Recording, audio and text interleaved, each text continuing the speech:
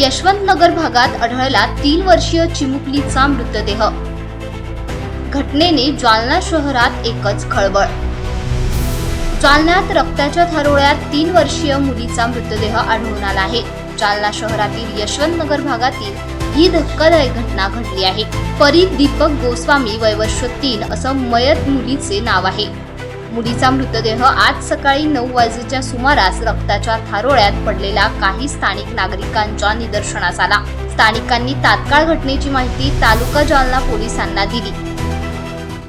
यशवंतनगर भागामध्ये एक 3 वर्षाची मुलगी परी दीपक गोस्वामी या मुलीचा पडलेला आहे। ते घटनास्थळाची पाहणी केली असता ते भटक्या जनावरांनी कुत्र्यांनी जे शरीरावरती चावा घेतल्याची प्रथमदर्शनी दिसून येत आहे। सदर घटनास्थळ पंचनामा आणि मृतदेहाचा इन्क्वेस्ट पंचनामा आम्ही करीत आहोत आणि पुढील तपास चालू आहे। याचा जो आहे पूर्ण तपास झाल्यानंतरच निश्चित आपण कोणत्या कारणामुळे मृत्यू झाला हे आपण सांगू शकू। आणि याच्यामध्ये कुणाला ताब्यात वगैरे घेण्यात आलेलं नाही, फक्त आई वडील जे आहेत त्यांना विचारपूस करण्यात आलेली आहे।